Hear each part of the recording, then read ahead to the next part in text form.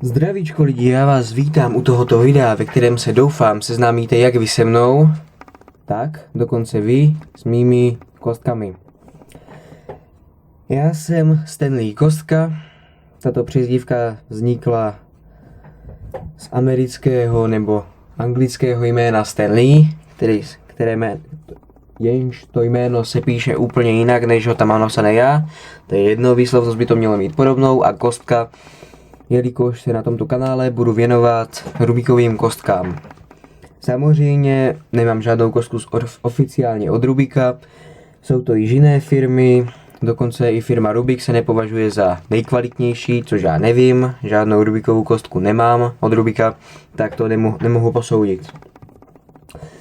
Předem bych vás chtěl poprosit, ať omluvíte například mou kopíraci, pokud budu někoho kopírovat, pokud se tomu zrovna nevyhnu, ostatních speedcuberů nebo youtuberů, tak to omluvte. Dále omluvte kvalitu mých videí, nejsem profesionál. Ještě bych vás poprosil, abyste omluvili kvalitu mých kostek, taky nejsem profesionál a peněz není moc.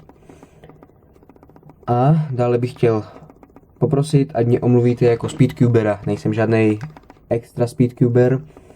Nějak rychle to neskládám, ale za mírně pokročilého, aspoň v těch znalostech, bych se rád považoval. Udělalo by mi to radost. No a teď jdeme na ty kostky. Tohle je kostka 2x2 od skupiny, od firmy Dayan. Jsem s ní velice spokojen. Líbí se mi na ní hodně ty zahnuté vnitřní rohy.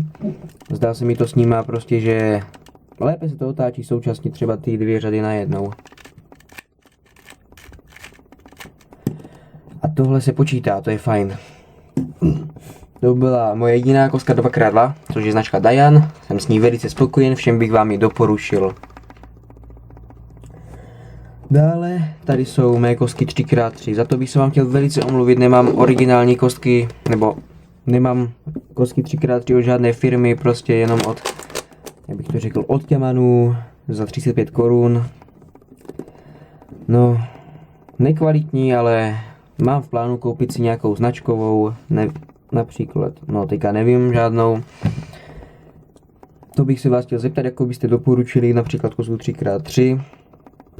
Přemýšlel jsem o značce Moju, nebo jak se to čte, ale to ještě teďka nevím. Tohle byla jedna z mých kostek 3x3. Dále tu mám za 75 korun.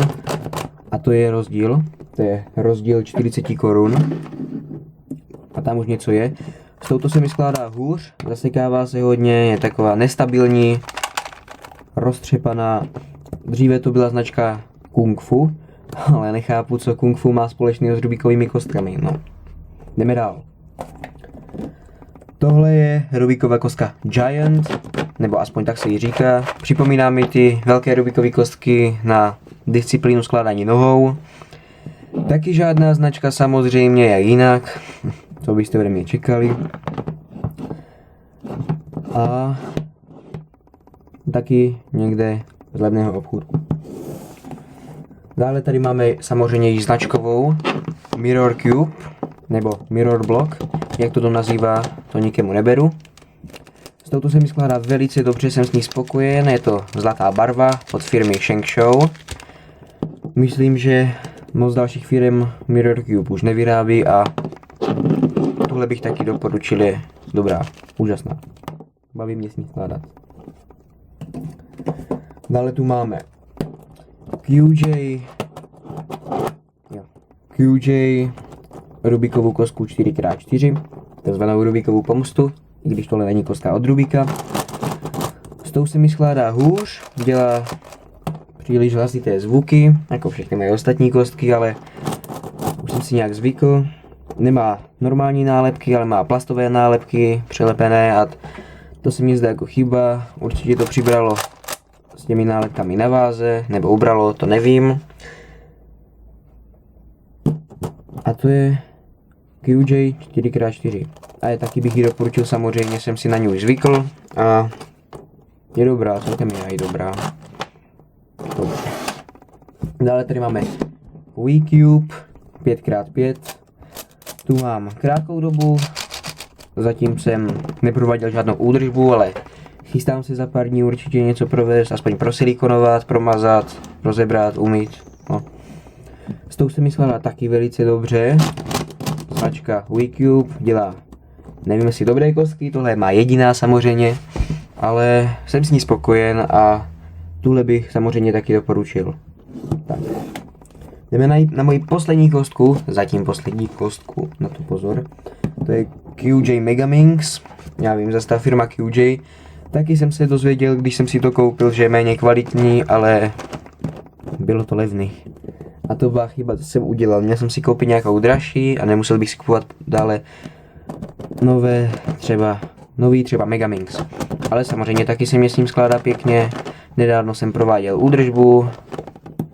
Teďka je to s ním mnohem lepší. Utáhnul, pane bože. Povolil jsem šroubky. Hejbe se to s povolenými šroubky mnohem lépe. Tak tohle je moje kolekce kostek. Dále jsem nedodal, že ve středu 16.7. by měla přijít další kostka. A což bude Square One, v České republice známější pod názvem Cube 21. Pro ty, kdo by nevěděl, tak Cube 21 je od českého výrobce, ale vyrábí, myslím, firma Method, nebo jak se to čte. Dále mluvte moji výslovnost a tohle je tak všechno.